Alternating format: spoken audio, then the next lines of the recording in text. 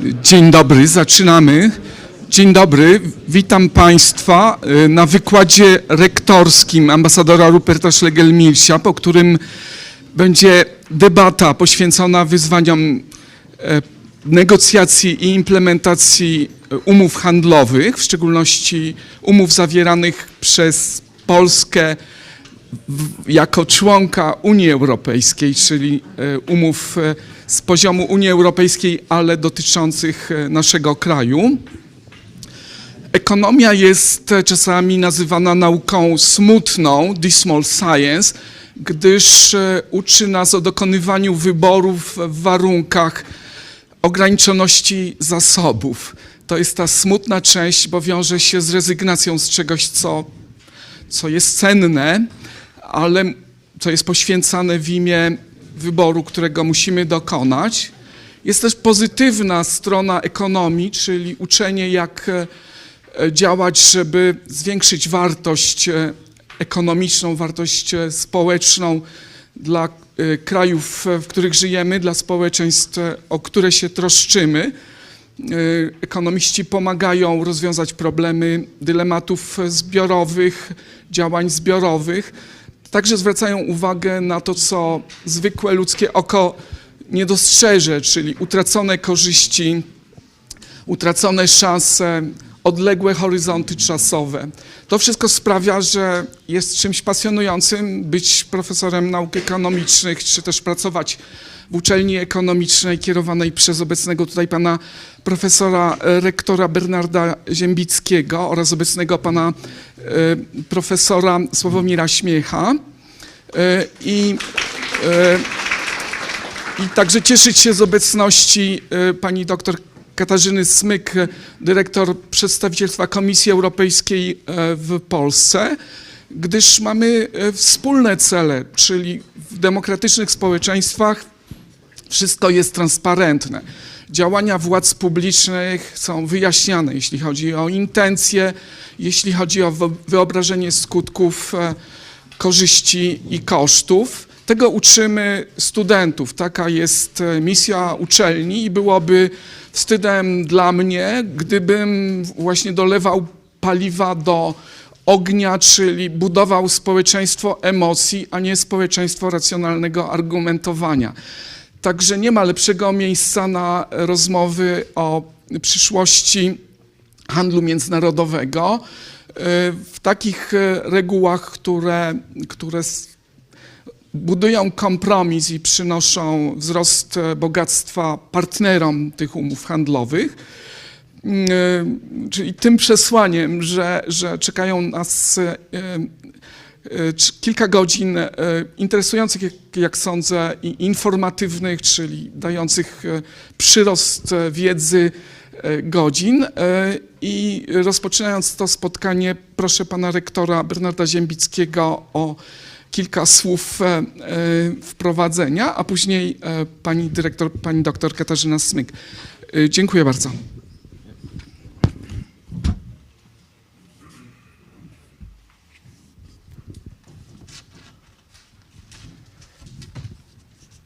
Ladies and gentlemen, it is a great honor and a real pleasure to welcome you all here at the University of Economics in Krakow and to open today's academic seminar entitled Challenges of Negotiating and Implementing Trade Agreements, the European Union Mercosur Trade Agreement.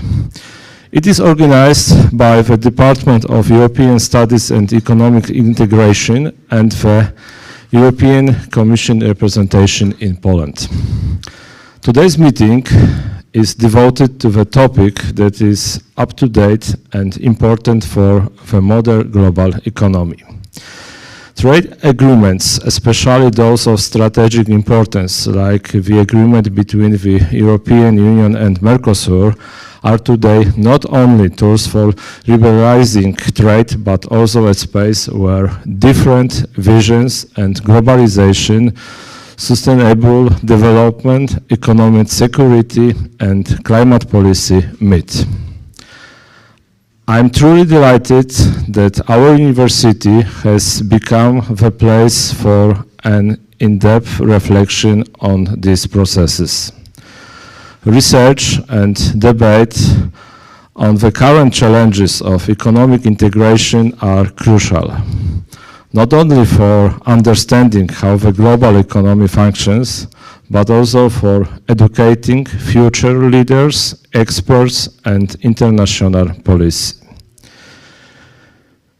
It is worth highlighting that the seminar program will be enriched by a keynote lecture from Professor Rupert Schlegelmilch, a distinguished expert in international trade, a long-time representative of the European Commission and the experienced negotiator.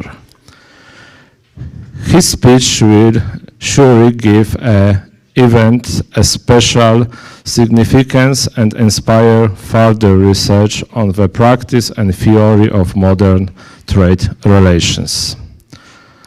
I am also pleased that events such as today strengthen the position of University of Economics in Krakow as an institution actively participating in international debate. The university opened to cooperation with European institutions and expert community. This is a proof of the academic maturity of our university community and its readiness to address topics of strategic importance for the global economy. On behalf of the entire community of our university, I would like to express my heartfelt thanks to the organizers of this seminar for their commitment, professionalism, and passion in preparing today's event. I wish you all fruitful discussions, inspiring exchanges of ideas, and many new insights and research perspectives that will benefit both academic work and the practice of economic policy. Thank you very much.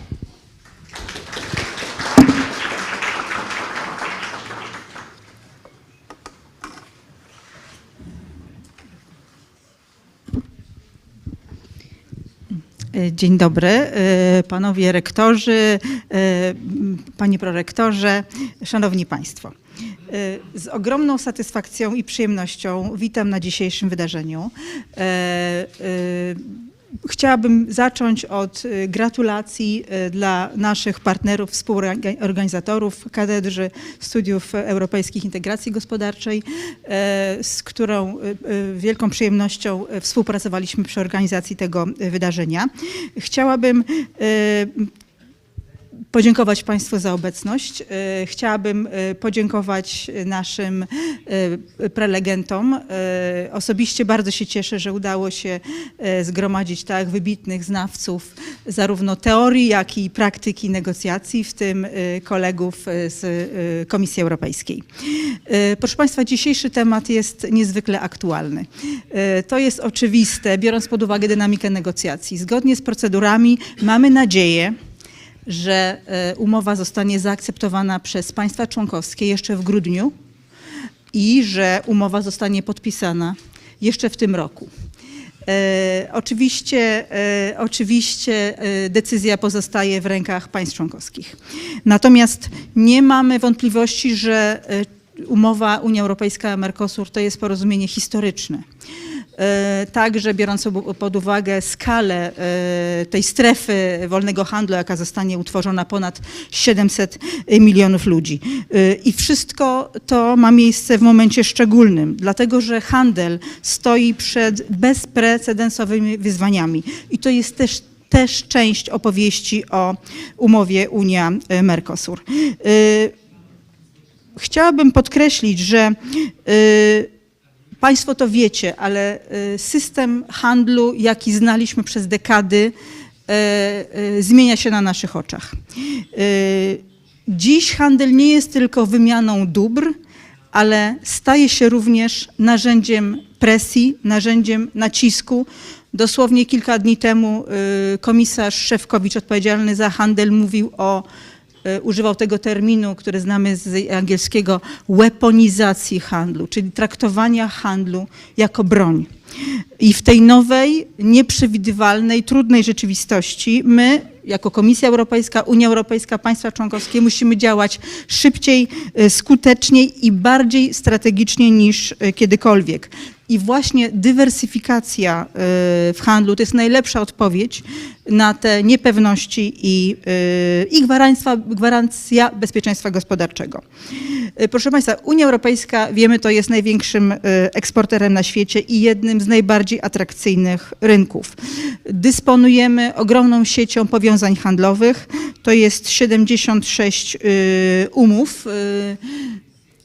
Mamy siłę polityczną, siłę gospodarczą. Natomiast jednym z wielkich atutów Unii Europejskiej jest jej reputacja. Partnerzy poszukują partnerów przewidywalnych, stabilnych, takich, z którymi chcą robić interesy i zawierać porozumienia.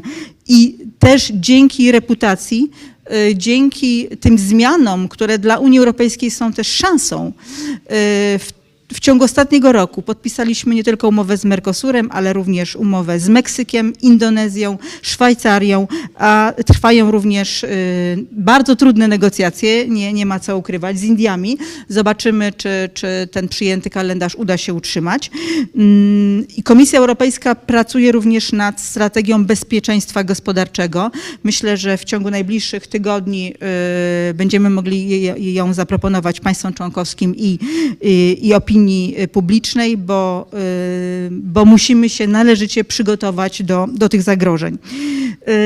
Wydaje mi się, że też w czasie dzisiejszej konferencji należy podkreślić, że Polska, podobnie jak właśnie inne państwa członkowskie, bezpośrednio korzysta z wielu dobrodziejstw unijnej polityki handlowej, że dzięki niej nasi eksporterzy zyskują dostęp do rynków poza Unią Europejską na preferencyjnych warunkach, z niższymi cłami, prostszymi procedurami i większą przewidywalnością.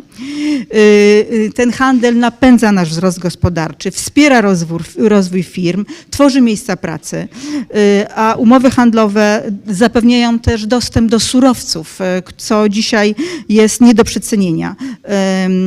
Polska korzysta z siły negocjacyjnej Unii Europejskiej, z przewagi, której nie osiągnęlibyśmy sami, przewagi, której nie osiągnęłoby żadne państwo członkowskie z osobna. Dlatego uważam, że polityka handlowa Unii Europejskiej to jest polityka sukcesu, którą musimy, nie tylko chcemy, ale musimy kontynuować, aby lepiej przygotować się na te wszystkie wyzwania. Oczywiście w dyskusjach dotyczących umowy Unia Europejska-Mercosur nie brakuje obaw. Dlatego chciałabym zaapelować i cieszę się na tą dyskusję dzisiejszą, bo myślę, że wiele z tych obaw i pytań znajdzie swoje odpowiedzi.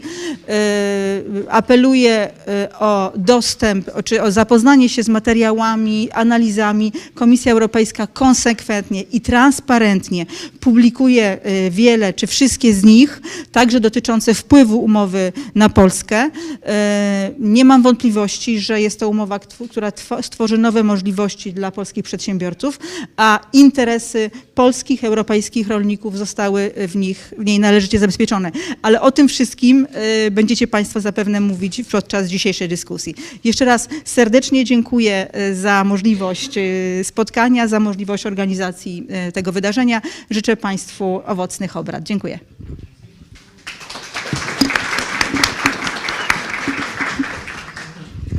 Pani dyrektor już powiedziała, że w demokratycznych społeczeństwach nic nie dzieje się w ukryciu, czyli to jest zaleta, a równocześnie trudność dla Komisji Europejskiej, bo musi wszystkie karty wykładać na stół, ale to nas czyni odpornymi także na wirusy dezinformacji. Dziękuję bardzo, panie rektorze, pani dyrektor. Now it's time for you, dear Ambassador Rupert Schlegelmilch. Panie ambasadorze, bardzo proszę, ambasador Schlegelmilch był przez wiele lat pracownikiem wysokiego szczebla w Komisji Europejskiej odpowiedzialnym za kwestie handlowe. Następnie ambasadorem Unii Europejskiej przy OECD. Obecnie między innymi jest przewodniczącym Komitetu Inwestycyjnego OECD oraz w rosnącym stopniu nauczycielem akademickim tam, gdzie go zapraszają, a my zaprosiliśmy i cieszymy się, że pan przyjechał. Dziękuję bardzo. Teraz czas na pana wystąpienie. Dziękuję. Thank you very much. And the first thing I'd like to say is to thank you, Alexander, for bringing us here, or bringing me here. I'm very honored to be able to try to explain a little bit what trade policy is about in these challenging times. And I'd like to say I've been a practitioner all my life. I've been working for the EU, for the member states and the public on trade issues, but without the compass that academics and economic theory gives us, we would be not sure where we are going. So all of the things that we are doing and the facts that underpin trade policy come from research, from analysis, not from gut feelings, but from hard numbers, from facts, which create the kind of society and also the kind of well-being and growth that we all hope to continue. I think I would like to say that first, and thanks again for the university and especially for Professor Alexander Sude for having me here. Now, I'm not going to read you a speech. I'm not going to also torture you with 15 slides with complicated numbers. I'm really trying to give you a feeling with a few facts on where this policy goes. And the first point I would like to make is obviously trade policy does not operate in a vacuum. Like any other policy, it interconnects with many other issues in the world. And I'd like to show you the first slide, which is a very, very basic fact, which predominates or which actually forms a lot of the things we're seeing. And if I know how to do this here, I will go to the next slide. Sorry, this is not my computer. Yeah, thank you. So this is a really super basic slide, and you don't even have to read all the numbers of how world trade actually developed. And you will see that under 1950, this was basically a flat line. There's a lot of colonial history in the first part of the chart, not necessarily seen as a very friendly exercise by many of our developing country partners. But then you have 1950, and then you see this slide goes up. You have the financial crisis in 2008, and you have other disruptions. But it's an exponential growth. Few people actually realize that. It's an exponential growth.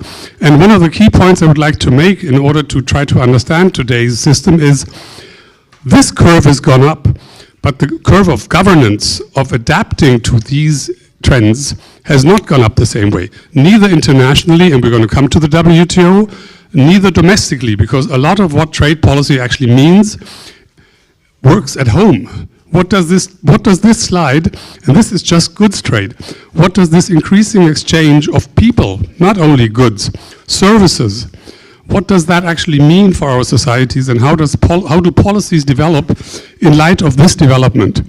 I think this is super important to fully understand this background, how much the world has changed, how much more interconnected.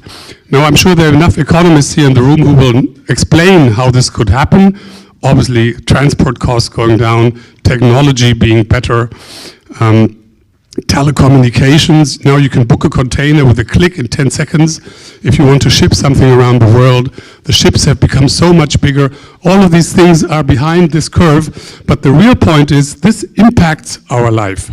This impacts all of our life, and you just have to look around a city like Krakow, which is completely different, even visually, from the kind of brands, the kind of products you can see and buy from 50 or 30 years ago. So this is my first point. It doesn't happen in a vacuum. There is a whole context which we need to understand to explain where trade policy should go and what is the role of the EU's trade policy. The other point I always want to make in the beginning is also the policy formation in the EU does not happen in the vacuum. Sometimes we face this idea, whatever happens, Brussels does something and we are suffering the consequences. That's not correct. Trade policy is a European policy, obviously, because if you have a customs union in an integral market, you cannot have different tariffs. I mean, if things come into Rotterdam and Poland wants to keep a higher tariff, how do you do that with free circulation of goods? So from the beginning, trade policy was unified because we were an economic entity which worked internally with open borders. But that doesn't mean that Brussels decides. The Commission doesn't decide anything. And this is what you see in the Mercosur debate. The European Parliament and the member states in the Council decide. The Commission, of course, has the right of initiative. So we negotiate these agreements that we're going to talk about in the Commission, but it's always based on a feedback loop with the member states. No negotiations takes place because the Commission thinks it's a good idea. There is an authorization by the member states to do these things.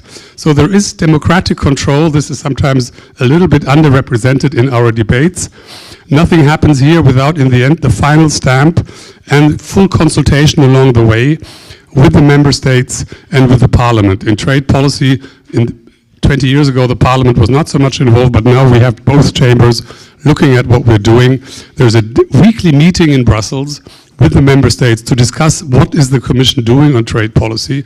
So your societies are plugged in, all the societies are plugged in a democratic context to make sure that this policy is actually to the benefit of all the member states and not some faceless bureaucrats in Brussels who do whatever they want. So now we come to the question, what kind of trade policy do we need? What kind of trade policy do we want?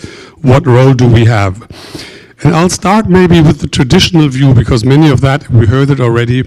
The traditional view was trade policy is there to help us grow, to exploit our competitive advantages, to support still 30 or more than ever 35 million jobs in the EU, 600,000 companies in the EU export outside of the EU. We have a 24 billion tariff saving alone through the tariff preferential agreements. So we are competitive because we have some of these agreements and the WTO.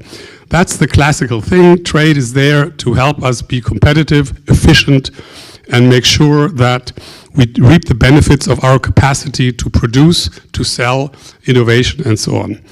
That's still true. And this is what our FTA agenda that I'll talk about a little bit later. Very close? Like this? Okay. All right, a little bit further away and like this. Can you still hear me? Okay. So this agenda is still there. It's imperative, and if we talk about competitiveness of the EU in this changing environment, trade is a part of exploiting our comparative advantage. But there were very soon other objectives. The first other objectives which came into trade policy was development. Many of you are old enough to remember the Lomé conventions, the way we used trade policy, trade agreements with less developed countries, in particular our former colonies, to give them a specific access to the markets. The idea was, if we open our markets to these countries on a preferential basis, giving them an advantage, they would be able to grow and actually get out of their development conundrum, which is that they were not able to grow, they were commodity exporters, and there was not enough investment going there. So that was very early already a second objective of EU trade policy. Then as things came on and we were becoming more green and we were developing our sustainability agenda, there was a very strong focus on the green transition, on environmental, societal, sustainable development goals. This is something which we worked a lot on in all fora.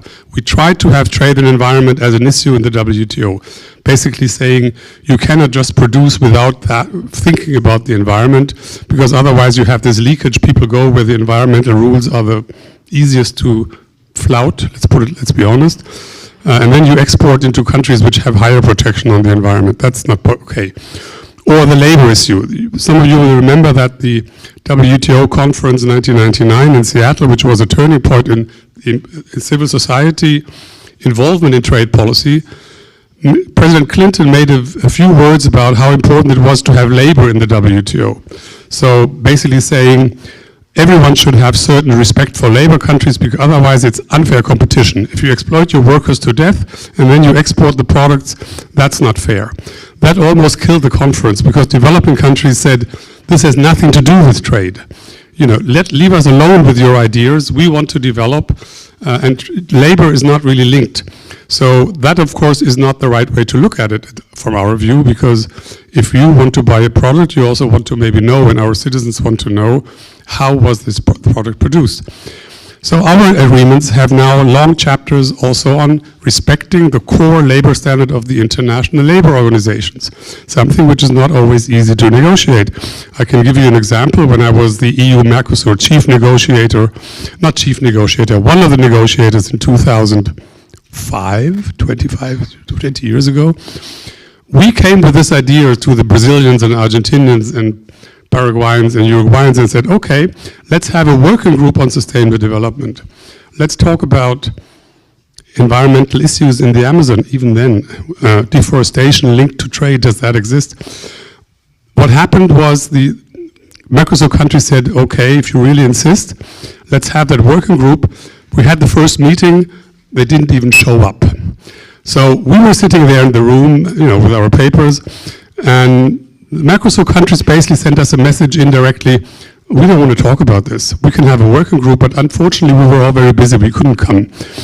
If you compare that, and you're going to talk about it later, with what is in the Mercosur agreement now, 15 pages of extra environmental commitments, no deforestation and so on. We're going to talk about it later. I'll spare you the details.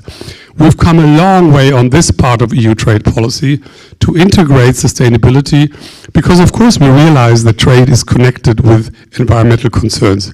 Transport has emission, high production of some commodities might lead to deforestation. Look at the palm oil situation in Southeast Asia. Much of that is for export. So these linkages are no longer ignored, and I think we were quite successful to link the sustainability agenda to the trade agenda. So to some extent, there is still a lot of resistance. Some countries still don't want to talk about these things. But overall, the idea that these policies are linked is gaining ground, not least thanks to the EU efforts to also exploit. Of course, we had a handle. We said, if you want to come and export into our big market, single market, then you have to start talking about these things. And now the last change in this was, of course, now is the focus on what we loosely call economic security. So the last objective, which was added to all the other worthy objectives of EU trade policy, is to have economic security. Now, you can debate for a long time what is economic security. We'll come to that to some extent later on. But I think the key reason is obvious to all of you. There were the system, and I think it was said already before, the system that we knew no longer works. There are huge changes. The system, sometimes the economists that I know talk about the triple shock of the COVID crisis, of the war, the Russian aggression, and of the Trump administration, the change in the US.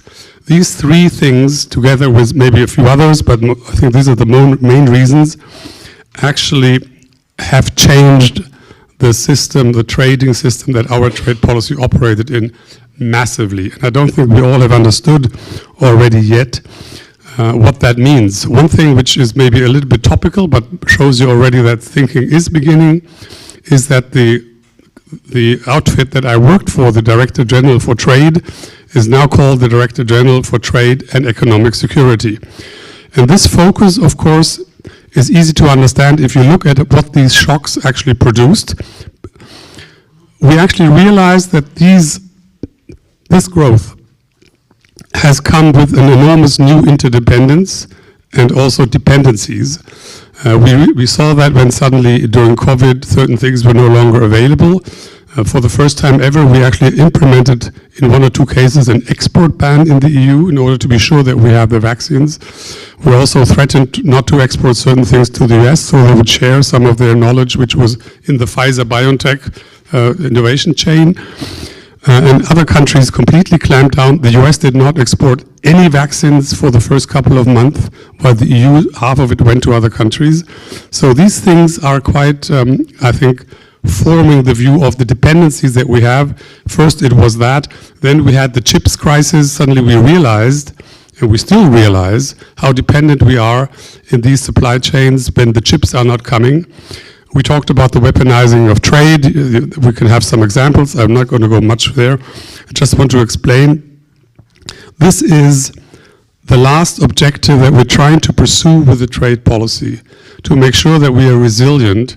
This is a complicated issue for the EU in particular, because security is still member states, national security, which links to economic security, but nobody knows exactly where does national security end and what is economic security distinct from national security. But it links certainly to some of the trade issues, be it export restrictions, be it investment screening and so on. So one of the things that this new objective will bring, and I'll just stop here in my introduction, one of these things that this new world will bring is a much closer combination and breaking up the silo of trade policy and security, defense, space, whatever you want to call it. This is a nascent embryonic situation. We don't know where it will go. That many things have to be rethought, but it's clear that the future will have to cater for that, because these shocks in this world where trade is no longer a neutral thing, but people or some countries use it as a weapon, be it because we're dependent as getting our stuff into their market, or be it for the sourcing that we need for our industry. That's going to stay for the foreseeable future.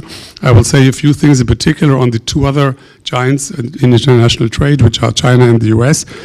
But I think it's clear that the trade-off here is obvious, and this is the complicated political question.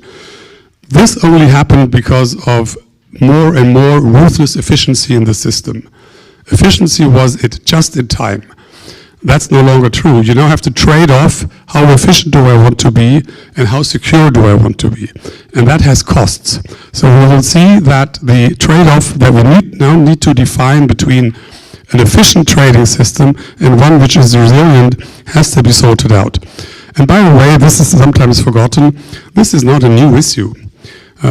I'm old enough to remember the oil shock, which was a huge supply chain disruption, which led to a real rethinking how dependent we are on the oil from the OPEC members. And the result of that, maybe you remember that, the result of that was resilience policy, stockpiling. All members of the deal at the time, all the Western countries in the OECD and the IEA, had to commit to have 3 months of reserves of oil, just in case it happened again. That cost a lot of money. Not everybody was happy. We're still arguing with the Australians whether they're actually doing it or not, because they tried to cheat a little bit, sorry to say. But that's the way things were dealt with already many years ago. And when Alexander and I were in in Paris for the OECD, there was a very live discussion going on in the International Energy Agency about a stockpile reserve for natural gas. That was in 2017, 2018. The International Energy Agency said, well, maybe you have to think about your dependencies here on gas, and what about that? And honestly, the member states of the OECD said, oh no, that's going to be too expensive. What's the problem? So it wasn't picked up. It wasn't picked up, and a couple of years later, we all found out that it might have been a good idea. Might have been a good idea to wean ourselves off from this dependency on natural gas when suddenly we saw that this particular energy supply was also becoming a weapon. So it's not for the lack of experience, that's my point.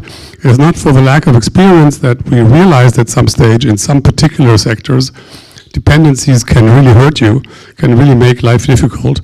But like many often in politics, you only take a decision like in the oil crisis when you really hit the wall, let's put it like that.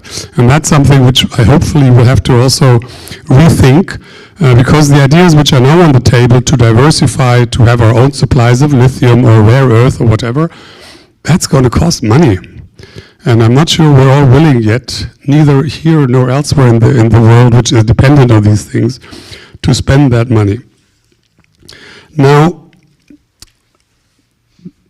in this scenario, the EU trade policy will be a mix of different tools that we will use. And the first one, and now some of you might start yawning, but the first one will still be to rely on the World Trade Organization, the WTO. Many people have written about the demise, the death, and whatever, the non-functioning of the WTO. I think that's a mistake, and we have to be realistic about what the WTO can do. But we should also not forget that without the WTO, it would be pure chaos. We're focusing, like the rabbit in front of the snake, on the US and China, but we're forgetting that most of our trade still takes place among WTO rules, which gives us predictability, which allows you to know what kind of tariff and what kind of situation you have. And the overall compliance with the WTO rules is still pretty good. We should not forget that, even though the United States in particular no longer honors the WTO rules. We can be very straightforward here. Neither the first year with China under the Trump 1, nor what's happened since Trump 2, and even in the interim in the Biden administration, there were quite a lot of violations. But most of the countries, especially those that don't have the power of the US, and that to some extent includes the EU, are much better off with a rule-based system, which allows them to trade with the predictability and certainty and also dispute resolution, even not if it's not functioning, it's not completely dead either. And there are alternatives that you experts know about, that we're trying to find another system to make sure that if we have a problem, we can be able to solve it.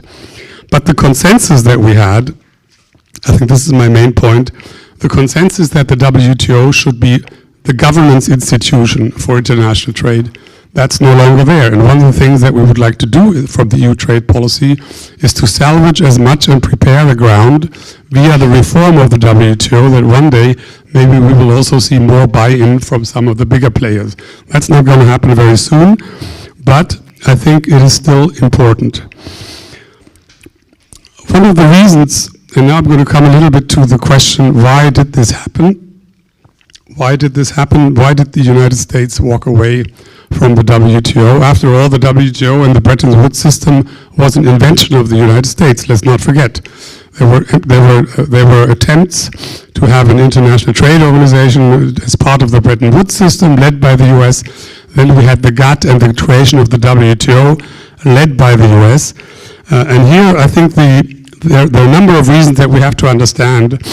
The first one is, it's not going to be like before. The United States will not just become a nice WTO member anytime soon. I think that's very clear. Also because if you look at the history of the United States, there have always been very strong tendencies to see the sovereignty of the United States as the number one goal of foreign policy. They were very reluctant to join the world wars because they are very inward-looking to some extent, are still very inward-looking. And one of the reasons, but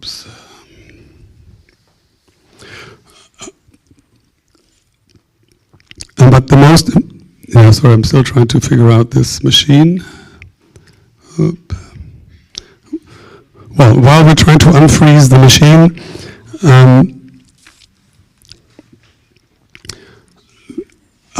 I'll continue maybe to say a few words of the United States. So the tradition of the United States was to be inward-looking. The fact that they were actually accepting international arbitration the way the WTO did it is a real exception in US history. As you are aware, they are not part of the International Court of Justice and so on. So this is a very sovereignty-driven international law attitude which they have come back to.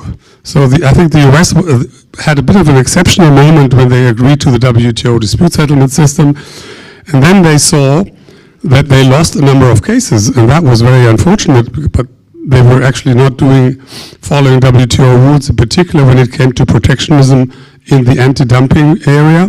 They lost a couple of cases, and that really upset a number of lawmakers in the United States who just didn't accept that the way they dealt, in particular when they were putting tariffs on other nations for anti-dumping reasons, they were corrected a number of times by the appellate body, which we call the appellate body, which is the now defunct second instance of the WTO dispute system. The other reason why the United States walked away from the consensus is, of course, the rise of China. We're going to talk a little bit more about that in a minute. The fact, thank you. Thanks. The fact that China suddenly became a real player was something which obviously unsettled a number of people. American companies were extremely good in outsourcing many of their operations to cheap labor countries, in particular China. But what did not happen in the United States was any kind of flanking policies in the United States. Many books have been written about the hollowing out of the middle class, and much of that is actually true also to technology, just the productivity going up, less people are needed on the work floor, classical industries are much less worker dependent. But of course it's also true that a number of industries basically went to China and elsewhere. And the challenge, if you want these efficiency gains and if you want the welfare gains which come from these cheap imports, look at Walmart, it's full of Chinese products, cheap products. The other side of the coin is the domestic governance. You have to reskill people that lose their job. You have to educate them. You have to make sure that there's a distribution system in place, because the wealth creation in the United States is enormous through trade. It's enormous, but it doesn't go to the people. It goes to certain parts of society, and the inequality discussions in the US, it's coming back now. It's certainly that the distribution system is the problem to actually make this wealth available that is created by trade. I haven't even talked about services trade, by the way, in the US. And that leads to a sort of sobering up and saying an easy discussion about what trade is bad, and we have to go back to some protectionist policies. The economics of that, of course, doesn't make much sense. We see it now already in the United States that tariffs as the only remedy for all kinds of policies, more revenue, less trade deficit, there's already a huge problem here. Because if you want to reduce the trade deficit and import less, you don't have the revenues that you actually want to create. If you want to create revenues, you have to import a lot, otherwise there are no tariffs being paid. So there are all these contradictions in the trade policy, which are there in the US, but which not really hit a nail, or hit a chord, strike a chord with most people there, because obviously it's a complex situation. The other partner of the WTO which is not helping is of course China, and again I'll come back to China as the other main player here. The Chinese obviously have benefited enormously from the world trading system. If you look at the share of world trade of China in 1980 or 90 or now, I mean it's gone up 20, 30 times.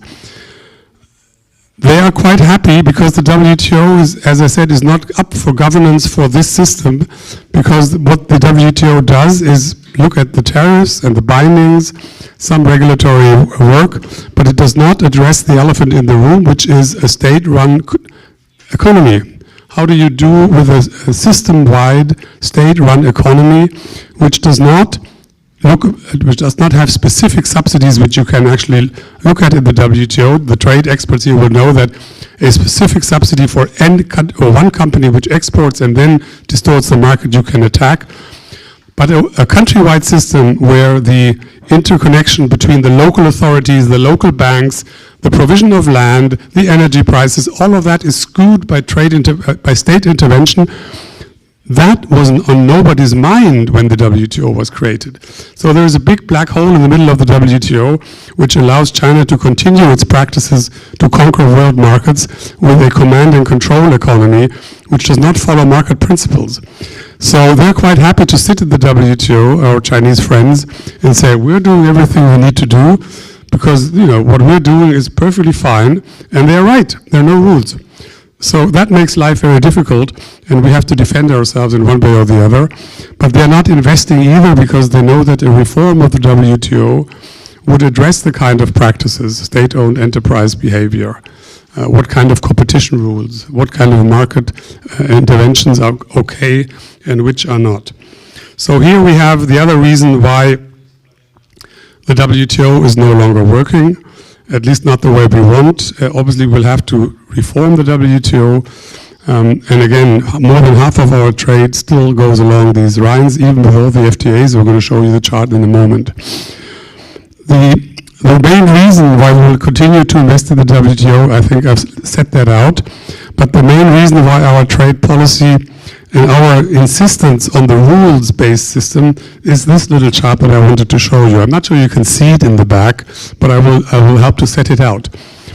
When it comes to international trade, and when we now look at the EU trade options, there's another really basic fact that we need to be aware of. And that is that the US and China in this chart are relatively light colored, which means that their dependency on trade is between 20 and 50%. GDP ratio to trade. That is not a lot. They have huge internal markets. Even China used to have a much higher score. They're now much more focusing on the internal markets. If you want to dumb it down, you can say they don't really need this trade stuff so much, because they only have 25% or 26% of exposure to the international trading system of the whole GDP. But then you look at this little spot here, and it's pretty dark blue. Yeah? This is where the Europeans are. The Europeans are heavily dependent on trade. We export and import much more in relation to what we produce than other parts of the world. We should not forget that. A country like Poland has a GDP to trade ratio of 100%. Yeah? And the US 25 and China 26, something around that. That's even more than Germany, the export Weltmeister we talk about. Huh? So the EU is the trader per se. We only have a very small proportion of the world population. Sometimes we also forget. You know, we're not even 10% of the world population. We're 6, 7, whatever percent. We still trade 50 and 16% of world trade. So we are really punching above our weight, certainly compared to the other big players in the room. So we are not in the same position as the US, also when it comes to stand up or to deal with China.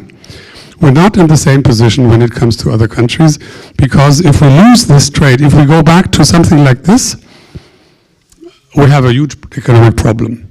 So we have a real interest to keep these supply chains open, and the options of EU trade policy, when you ask me what kind of trade policy you want, then I think we have a pretty clear set of choices that we have to follow in order to make sure that our prosperity will stay where it is in this scenario.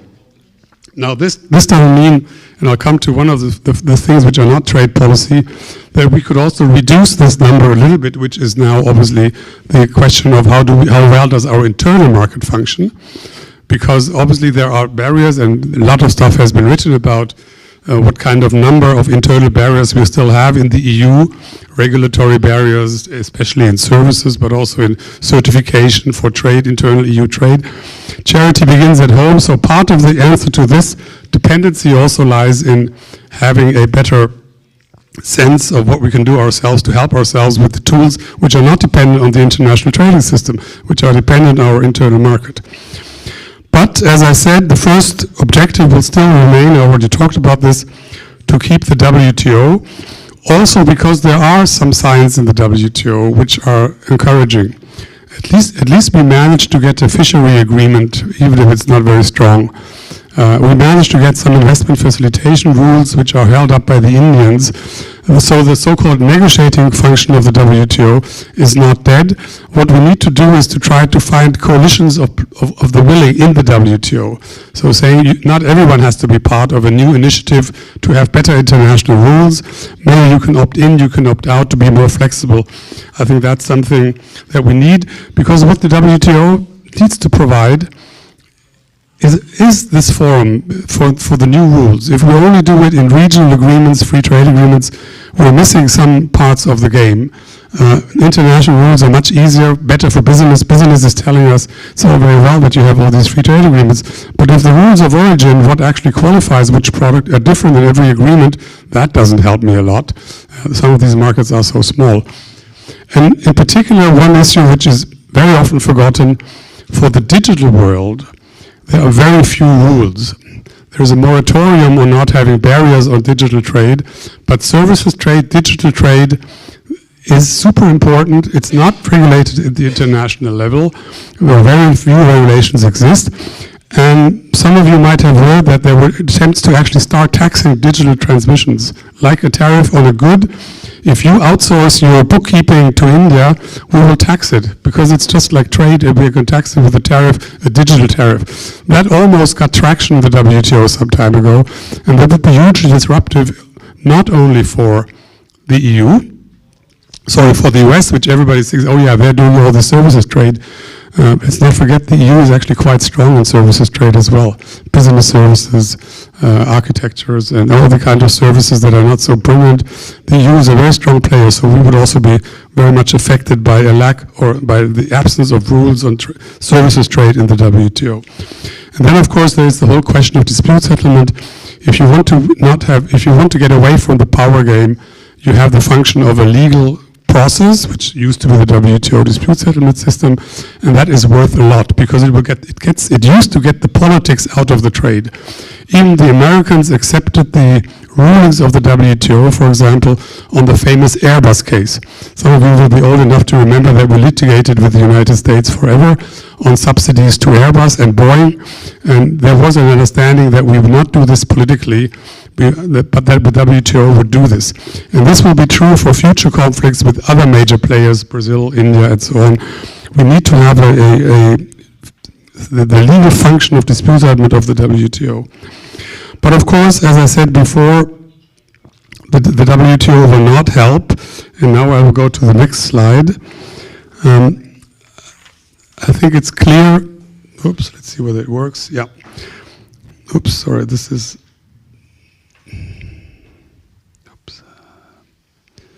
I see that unfortunately one of the slides didn't make it into the presentation. Anyway, I wanted to say something about the free trade agreements of the US. It's been mentioned before, we have like 45 agreements with 70 countries, some of them are regional. And these agreements are also part of the answer if the WTO does not work. If we have major issues with China and the US, then one answer is let's do more trade with those who are willing to follow the multilateral rules or the rules of non-discrimination and national treatment, which are the core rules in the WTO, which are always in our free trade agreements. So we have this network of trade agreements. About half of our trade is now covered. In a way, these agreements are insulated from the question of is the WTO functioning or not. And we are working on them, and they do work. The point that I want to make is that if you look at the pattern of trade with countries like Canada, Japan, and so on, where the EU has free trade agreements, they actually work. Last year, in 2024, we just got the figures. Goods trade with these countries went up twice as fast. Services trade went up 3 times as fast than with the non-preferential partners. So we are actually switching away, to some extent, forcefully or forced, from our fixation of China and the US by exploiting these other markets. And it works. And this is why we're going to talk about the Mercosur agreement in a moment, why these agreements are important. They give the kind of predictability and stability that the WTO will no longer provide. And one of the things that we are doing is we're going to work very intensively, especially on Asia, where the markets of the future are, to have these agreements in place. Indonesia, India are still ongoing negotiations, and we are sure they will work. They do work because they work. They will give the kind of predictability, also for something that you will discuss later, for agriculture. Few people know that the EU is the world's biggest food and agriculture exporter. It's all about being defensive on trade, but the free trade agreements also give you markets for these products, which I think is an important element which we quite often forget. What else can we do? We can have our own instruments, what we call autonomous instruments. Apart from free trade agreements, we have a lot of regulation which is linked to trade coming up. I'm just thinking about the way we want to make sure that our climate policies do not lead to an unlevel playing field. So we're going to have a border adjustment for carbon content.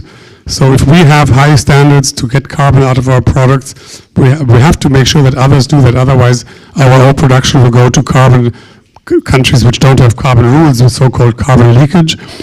We're trying to help ourselves with instruments like the foreign subsidy regulation.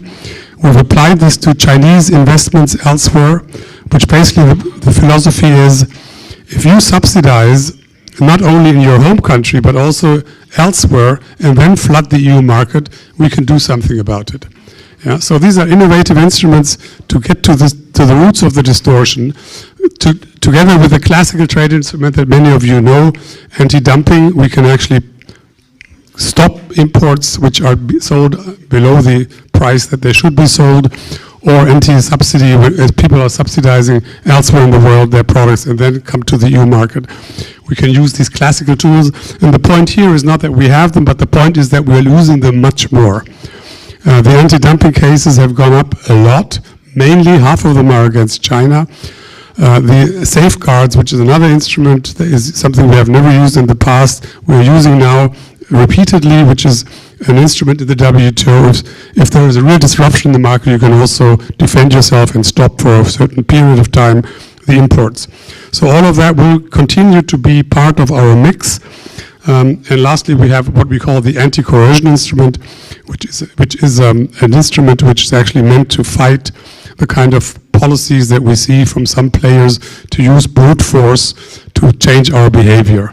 Be it that it's about somebody mutters the word of Taiwan in the wrong context and then finds out that no container is processed in China. Be it that somebody tells us, if you don't change your digital services tax, we're going to do something really ugly to you, as we have seen in the past. And now the new discussion is now on our services regulation on the digital market and Digital Services Act in the EU, where we're trying to do something about the power of the platforms in the digital field, where we're trying to do something about misinformation and content, which is obviously not liked by the United States. We will see some coercion there, I'm pretty sure, and we will see what we could do, whether we could use this instrument. And that leads me to the last part of my presentation. I hope I still have a bit of time. Alexander asked me to talk for 45 minutes, which is how to deal with the two major partners, the United States and with China. Now, obviously the US remains an important partner. It's our biggest export market still, despite all of these tariffs. We have the US are there. They are vital for our research, investment, in particular policies. We have an enormous amount of money invested in the US. So it's not the question of whether we can do without them, but the question is how do we deal with them in the present system. And let's be honest, the deal that we have done with the United States, the so-called Turnberry deal, is not very good for the EU. It's obviously a function of our dependency, and here we're back to the question of dependencies in the military area. The threat of leaving Ukraine out there in the cold without any US assistance was enough to make the EU, not only Mrs. von der Leyen, but also the member states, take the choice, do you really want a full-blown trade war now or not? And the answer, I think, was very clear. We didn't want that. So we have a dilemma here, and I remember, again, talking about my own practice, when Trump was elected, or even before Trump was elected, I was invited to a workshop by the business PDI, the German business administration, sort of bigger association, to talk about scenarios if Trump was re-elected. And we were talking about, well, what are the scenarios? Okay, they might have a 10% tariff, which was at the time the threat. They might also force us to put tariffs on China. So what do you do? And the whole discussion was about, how can we make sure that our leverage, where is the leverage with the US? What can we do to hit back on tariffs? Where do they actually need our products? Or where do they want to export? But also on services. Could we actually retaliate on services? Because the US, when they accuse us of being, creating a big trade deficit, they always forget that they have a huge trade surplus with us on services. They don't want to talk about that, but it's actually true. Yeah. But all of these sandbox exercises were completely useless because in the end, realpolitik, and this is the new scenario that we have to deal with, clearly showed us the real leverage in all of this was Ukraine. Nothing to do whether we could hit motorcycles, Harley Davidson, or bourbon, or what else we could actually tax from the US, or what we could have by way of export restrictions. We thought about that. Could we cut them off from some of the supplies they need in order to make them see the light that their policies are not good? None of that worked. we are still dependent, and this is why the deal that we have now, unpopular and bad as it might be, asymmetrical that it might be, is probably the best that was available at the time. The only thing I want to add is we haven't seen the end of this. Let's be honest. The administration in the US is known to spring surprises on friends and foes alike. What is certain is that we do not have a reliable partner. I think this is a very painful. People like me, I was head of unit for the United States 20 years ago for 5 years, and then I was director for dealing with the United States, negotiated numerous things with them. It's very painful to realize they are no longer, with all the problems we have in the past, they were a partner, a like-minded partner. That's no longer the case. And we have to face that. It's really, really a management issue also for our mental stability, let's put it like this. We're not used to that. We always had the US as our friend and partner. We always had them as the reliable last source of, of Western values. And I think I'm talking about the administration, not so much about society, but the present administration has completely broken that. We hosted, to give you another example, we hosted a talk with Martin Wolf from the Financial Times, one of the key writers on trade and world economics and so on. And he came into the room at the OECD 4 weeks ago and said, people wake up, what's happening in the US is a revolution. It's not just a change of policy or something. You have to deal with a revolutionary government. And he wasn't talking so much about trade, he was talking about the institutions in the US, how the administration dealt with the Supreme Court, the judiciary, the intimidation that we see every day, the kind of censorship which is now on all kinds of woke policies and so on. And he said, if Europe doesn't understand that this is a revolutionary concept, which also targets the EU, then we're missing the boat. And this is a very, very unpleasant, if not say painful experience for us. And what can we do now, coming back to my original subject, what can trade policy do? Well, I think it's pretty clear. We have to try, on the one hand, to stabilize things as much as we can, which is difficult enough, but make sure that things don't get worse. We will adapt. We will have the kind of policy that I talked about. We're going to talk about finding other markets, weaning ourselves off of the dependency of the export markets in the US, which is going to be difficult, but that's where the free trade agreement comes in. And we have to be clear-sighted about the new dependencies. We're all still having, licking our wounds from the dependency on Russian gas, but if you look at where our gas now comes from, it comes from the US. We are the biggest customer, and they are the biggest supplier of liquefied natural gas. It's the US. So we're again, I don't want to sort of predict anything nasty, but if somebody wants to put the screws on us on energy, on the gas supplies, the US can do it. Yeah? We are dependent on them now, so let's be clear-sighted about that. We have to also reduce this dependency, irrespective of all the money that we pledged to buy LNG from the US in this deal. I think we have to be clear that this cannot be the answer in the long term, certainly if policies not change. So I'll stop here about the US deal. Just if you have time, if you're really interested, look at the 19 points of the framework agreement. There are all kinds of other things the United States wants to have from us, changing our rules on environment, services, making sure that we don't have anything, no leakage of technology to China. All of these are not hard law, but it's there. So they really also want us to choose our lane vis-a-vis China. And that brings me to my last point, which is what to do with China. And this is the chart I have here, which actually shows in one graph, this is 2000. So these blue countries are the ones where the EU was the biggest trade partner. The dark ones is the US, so they had Canada and a couple of Latin American countries. And China had Sudan, Oman, and that was basically it as key trading partner. Now, if you look at the chart now, basically I would say half of the world is red.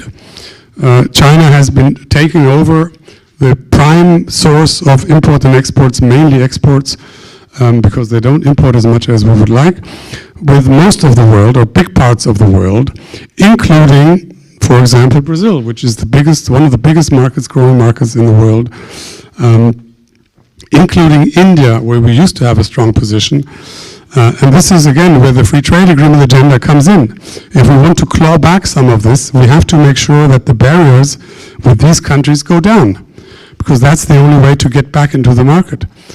And these countries will probably not lower their tariffs quickly vis-a-vis China, because China is very often also seen as a threat to their competitiveness.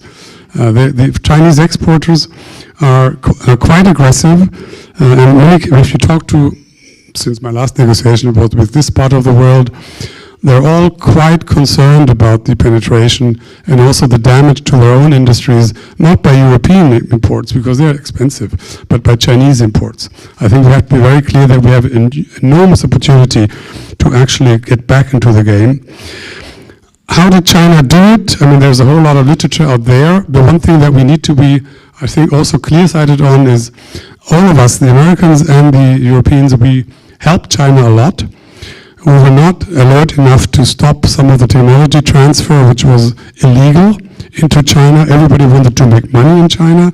European and American companies were quite happy to accept conditions on tech transfer, conditions on joint ventures, and so on. So the theft of intellectual property. That was tolerated because bottom line profits were just too good in China for a long time. We have to be clear-sighted about that. None of the European companies or the American companies, which are now out of the market, had a long-term strategy how to protect themselves, because nobody could imagine the size of adaptation, innovation, also the ruthlessness of this Chinese system, which, by the way, also creates an enormous amount of debt. And this is would be another lecture. How is it possible to have this investment and all these things? But my point is more that at the time we could have known better. The European Chamber of Commerce, you're looking at your watch, Jersey, am I late now? The European Chamber of Commerce did a yearly report on Chinese economy. Already 15 years ago, they produced a massive paper on signs of overcapacity in China. What that would mean for third world markets, because Chinese companies had to export in order to survive. There was an overcapacity issue that we now massively see. 10, 15 years ago, it was clear that they would get this competition. And if you now talk to people in many countries of the world, whenever a European offer is made, there is a Chinese competitor who will undercut it, no matter what the price. So we're going to see that worked out much more. We've lost many markets. Automotive market in Thailand, has anybody looked at that? Brazil, 700% growth of electric vehicles year on year from China. So the signs of this overcapacity pushing into international markets is there, and we will have to defend ourselves, and we're doing it now more and more by, first of all, using the instruments we have. We will have more anti-dumping, more anti-subsidy, more trade defense instruments vis-à-vis China.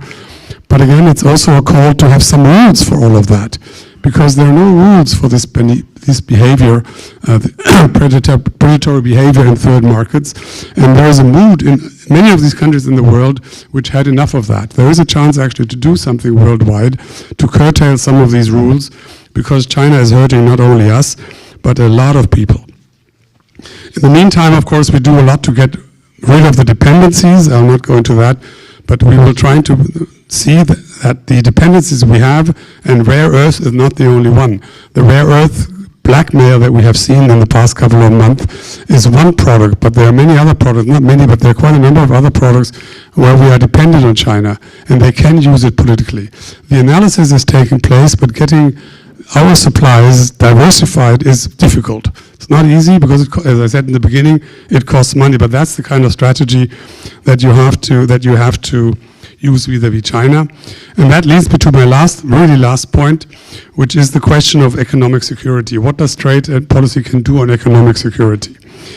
And here I think we're still, as I said in the beginning of our work, that the classical instruments are being worked on, and the classical instruments of economic security are investment screening. So many of you will know that all the member states will now have investment screening regimes. Only half of them had that 10 years ago, meaning that you really look, if you have an investment coming into Europe, what does it mean for your security? What kind of technology is this foreign investor buying?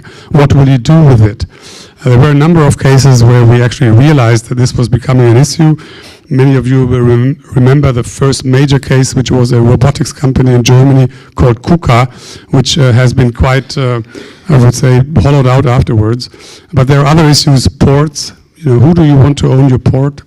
Who is investing in your infrastructure, in your energy infrastructure, and so on. Investment screening is number one.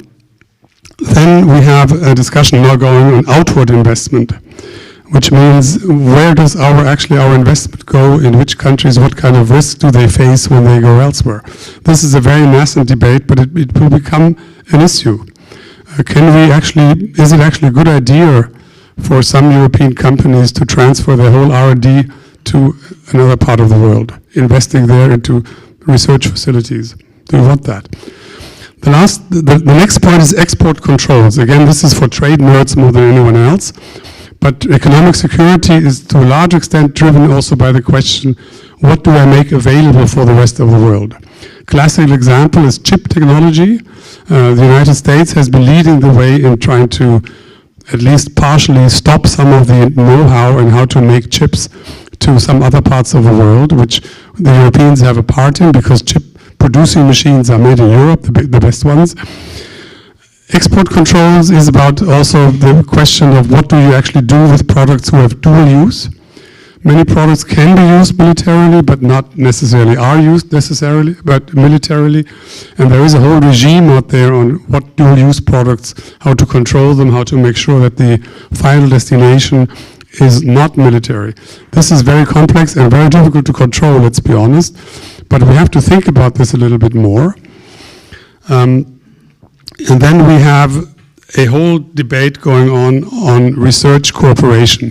If you dumb it down, you say, which kind of Chinese students do you actually want to work in your laboratories which are doing cutting-edge research? More elaborate, it actually means, does our research landscape, where our future actually is being developed, our innovation capacity, how much is that at risk? What kind of risk analysis do you actually have? Is this a problem or is it not a problem? What kind of people are working there? How do you make results available? Are these facilities protected? All of these questions are part of economic security, and it's not very much linked to trade, this research issue, because it's more, well, there is some aspects of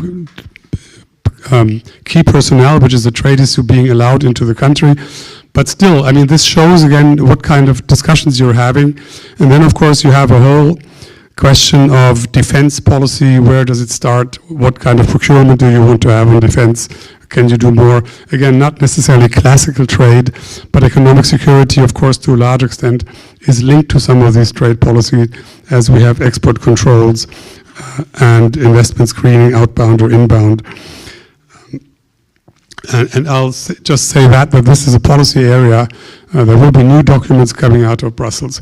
The main point that I want to leave here in Krakow is this is more than ever a field where the member states, because they hold part of the competence, have to work together with the institutions in the Brussels. Because economic security is not just classical trade policy, where the Commission has the right of initiative and so on. In the Trade Tech Council with the US, which is the last initiative, we had a working group on export controls, and it was the only working group where the member states were present, which for classical Commission officials sometimes is a little bit difficult, because they were used to having working and then going back to member states. But we already realized that for a functioning export control system, which is a national security issue, you need to have a combined effort of the trade people who know how all of this works, and the member states who have the security information and so on. Because without the information from the defense, security, intelligence side, you're basically in the dark with your trade policy. I mean, how am I going to know whether this particular item is sensitive or not? It's just a sensor, it's nothing else. But then you realize that these sensors might be key for drone or whatever production, but for that you need that kind of knowledge. So this is where economic security will go, these classical instruments. There's a whole swath of policies on industrial policy, which is supposed to increase resilience, critical minerals laws, get Minerals Act, Green Technology Act, and so on. That's not my field of competence, but it's also a joint up policy. Economic security is basically much beyond trade policy, but it will have to work together with trade policy. I want to say one more last word, and this is also because of the institutional setup that I mentioned. In all of these debates on what kind of trade policy do we want, what kind of economic security policy, it's clear that Europe has to speak with one voice. There's no point of trying to face the Chinese if you're Lithuania or even Germany or France or Poland. This will only work, if it works at all, if we stay together in the EU. We're still the biggest trader if you look at import and exports. So we have clout. Our market has very high margins, very high prices. People want to trade with us. But in this game where efficiency is not everything, but power games come up, the EU really has to up its game and be united. I think everybody realizes that in theory, but when it comes to taking hard decisions, it's much more difficult. We all know that. But it's the only way out. I mean, if we don't do that, if we fragmentize our own policy and position vis-a-vis some of these bigger players, we're dead in the water. I think this is a reality that we have to be aware of that makes painful choices necessary also in some of our capitals. But I guess that most people have realized that, and we'll try very hard to put this in action. And for that, we also need the support of our academia, our populations, basically, and the kind of discussions that we're having today to actually show some of the facts, where we are dependent, how do we actually compare with the rest of the world, and what could our future be. Thank you very much.